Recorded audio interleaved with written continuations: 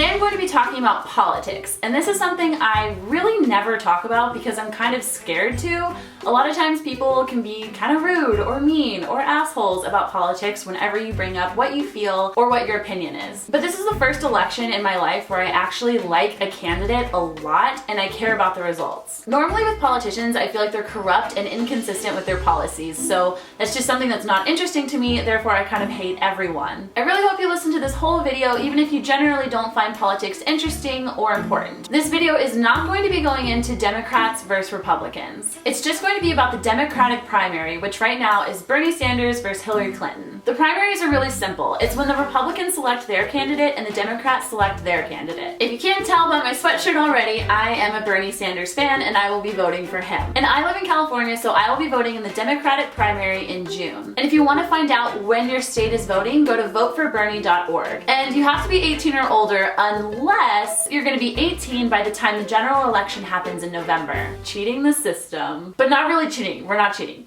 We're not cheating. So you probably want to know why I support Bernie. And here's just a few reasons. Bernie has been consistent on all of his issues his entire career. He's been voting for gay rights, women's rights, and minority rights way before it was politically acceptable to do so. Whereas Hillary just recently started fighting for gay rights. When Bernie was marching with Martin Luther King Jr., Hillary was working on Barry Goldwater's campaign, and he was a Republican that was fighting for segregation. Bernie is not bought and paid for like Hillary is. Bernie's campaign is completely funded by regular citizens like you and me who just brought this cute sweatshirt. How can Hillary rein in Wall Street and the pharmaceutical companies when they've given her millions and millions of dollars for her campaign? In the 90s, Bernie and Hillary were huge supporters of single-payer healthcare, which is pretty much just guaranteeing healthcare for everyone. When Hillary ran against Obama, she attacked him for not supporting single-payer healthcare. But now in this election, after she received millions of dollars from the health industry, she's suddenly against single-payer healthcare. Bernie is still for single-payer healthcare, which is what every major country in the world has. And while it would be really cool to have a woman as a president, like I'm all for that, the feminist choice would be to pick the best candidate for the job, despite gender. And when it comes to women's issues, Bernie has always fought harder than anyone for equal pay between men and women, as well as paid family leave. Here's some criticisms of Bernie that I've heard and my thoughts on them. He doesn't have foreign policy experience. It's true. Clinton technically has more foreign policy experience because she's the Secretary of State. But you can't confuse experience with foresight. Bernie was against the war in Iraq, which Hillary supported. He rallied hard against it, saying that it would create a radical group, which we now know as ISIS. Plus, his cabinet will be filled with tons of people that are experienced with foreign affairs. He's too old. They're all old. He's only a few years older than Trump and Hillary. He's in excellent shape, and he just released his health records, showing that he's never missed a day of work for being sick. Bernie Sanders is probably in better shape than I am. He's a socialist. He's actually a democratic socialist. He supports capitalism, but he wants to make some changes here and there to make it more fair for everyone. You should look up his speech on democratic socialism and the difference between that and socialism. How will he pay for everything? Mostly by closing tax loopholes that giant corporations get away with. And anyone that's making less than $250,000 a year, their taxes aren't even going to go up. He's just making sure that the top 1%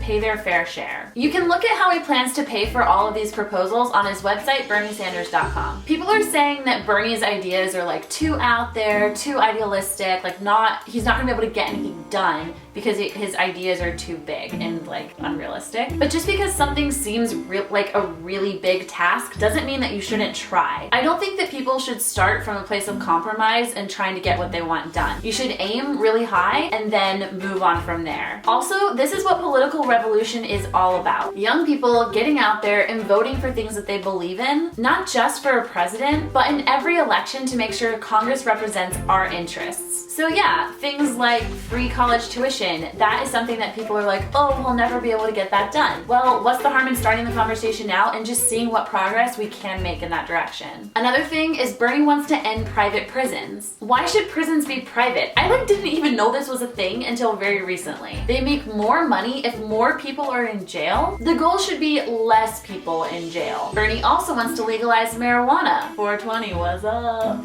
So I know that I talked about a lot of stuff in this video, and I hope that you guys were able to connect with it and understand where I'm coming from. Check out voteforbernie.org to see the deadlines for your state and where you're living, and when you have to register and when your voting day is. And make sure all of your friends are registered to vote too. Don't be afraid to talk about politics with them. I know it's a scary subject, but it's something that should be talked about. And I feel like most millennials in our generation is actually cool with talking about stuff like this. It's just often with adults, that's where the tension starts to come in. But like, we can be cool. We can talk about politics and not hate each other. When people voted in Iowa this past week, 84% of young people voted for Bernie over Hillary, but only 18% of those people voted. There are more millennials than baby boomers, people like our parents and stuff, but older people vote way more than young people. Guys, we can't let them have all the power. So as you can see, it's very important to vote. And honestly, no matter who you vote for, I would love to see you guys just out there and voting and talking about things that matter. So if you go to voteforbernie.org, it'll show you where to go to register for your state. And once you do that, screenshot it and send me some pictures on Twitter and tag me on Instagram so I can talk to you guys and be like, yay, we're voting. Okay, maybe not quite like that, but you get what I'm saying. We will celebrate. All right, well, thank you for hanging in there, guys. I know this was a long video with a lot of information and not my usual thing, but I hope you liked it anyway. Give this video a thumbs up if you liked it. Feel the burn. Okay.